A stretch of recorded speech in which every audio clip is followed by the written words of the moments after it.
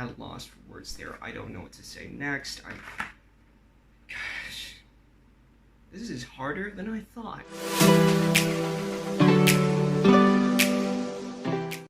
Hey guys, good morning, good afternoon, and good evening. My name is John Aubrey Bator, and in this video, we're going to be talking about a few things. You see, a few weeks ago, we had a report in our class here in the Philippines, and those reports are actually about engineering as social experimentation and the commitment to safety. And those two topics are actually related to a few videos here on YouTube, one of which would be the importance of safety from Crash Course, and the other video is about hazard, risks, and safety from greenfacts.org. And in case you haven't watched those videos yet, you should watch them now before you should watch this, because you're going to have a hard time trying to understand what I'm talking about if you don't watch them first. Now, if you really want to watch them, those links will be found down here. Those links will be found somewhere down here. Yeah. Now, the main reason why these videos are very much related to the topics that we had a few weeks ago is because of the fact that these videos are actually revolving about hazards, risks, and safety measures that you can do to decrease the amount of risks with those hazards that you have in your project or anything that you have in your life. Now, the first video from greenfacts.org states that hazards and risks are actually two different things. Hazards are those harmful things that you may have but can be controlled, and risks are the likelihood of you being harmed by something. Now, say for example, we're going to talk about hazards for now, and then we're going to talk about risks. Now, the best example here is the coronavirus, the COVID-19. Kala nyo may torneo, no? Uy! Wala pa!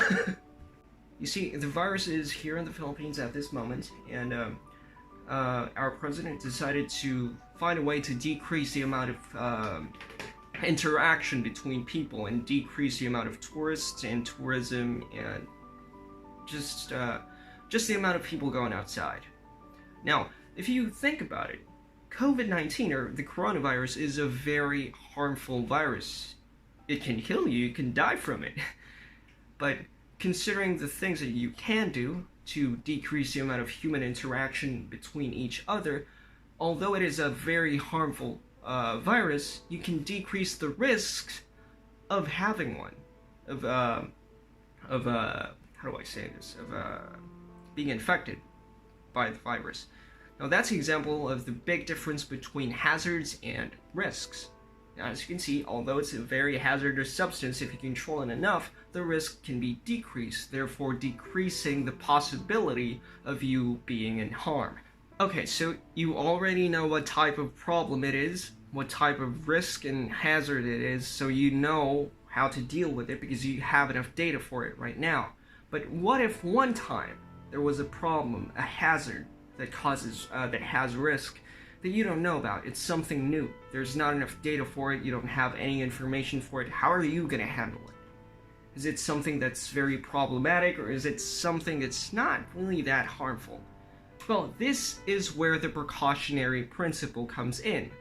It is a concept in which case it's better safe than sorry. Although it may be something not very problematic, it's not even deadly probably, it's not very risky. The best option here is to assume that it's maximum risk. It's a maximum risk to ensure that everyone is safe. So we talked about hazards, risks, and safety and the precautionary principle from the video, but what makes these things related to the topic that we had in our reports in our class? Well, the next thing that we're going to talk about will tackle why it's actually very related to those things.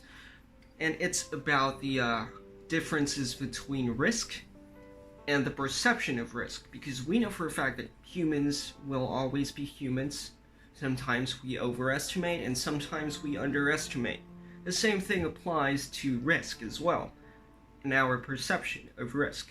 The best example here is the tragedy of April 15, 1912, the Titanic, when it sank.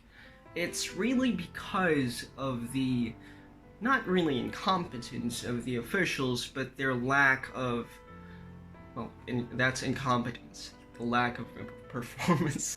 But the concept here is that the officials, the people that are responsible for the situation, of taking care of the situation, really did not think of the risk too much.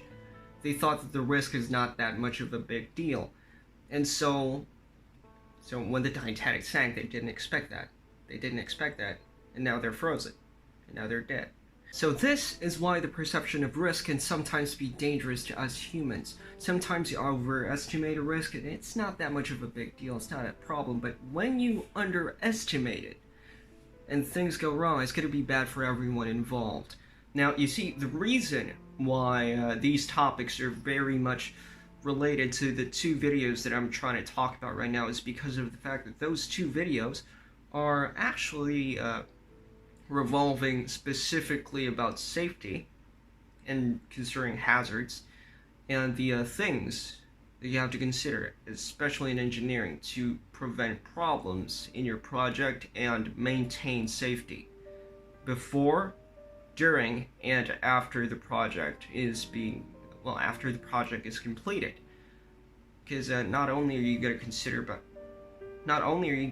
consider your own safety as a person with the occupation of an engineer, but also the safety of the people that will be using that structure or any other project that you may be doing. That's why we have occupational safety and public safety. Those are two different things. Now, occupational safety from the word, where did I get this pen? Occupational safety from the word occupation itself is the safety that you need to maintain in the workplace as you're working on a project or just as you're working in the workplace.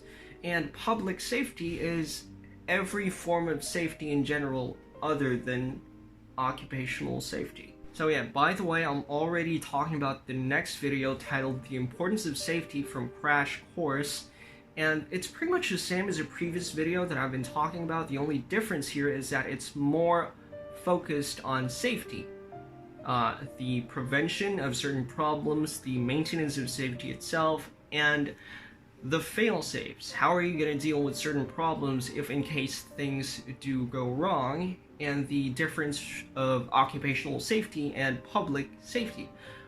Other than that, I've been thinking, and I'm pretty sure you've been thinking the same thing. Why am I talking about this? Why am I gibbering and jabbering and blabbering about these things? Why are these things related to the topics that we had in our report? How are these things related to the topics that we had in our class? Well, if you think about it, you don't need to think about it. It's there. For the word safety and things like that, you get the idea itself. It's more focused on the prevention of certain problems, the problems with people and their perceptions of risk, with certain problems causing them to be less competent as people with occupations and professionals, leading to harmful disasters and things like that. So yeah, that's pretty much it for this video. I mean, it's not that much, but I hope it's not that bad. And I hope you guys are having a fantastic day. Tickle, tickle. And I'll be seeing you in the next video. Is there going to be a next video? I don't know. We'll talk about that in graduation.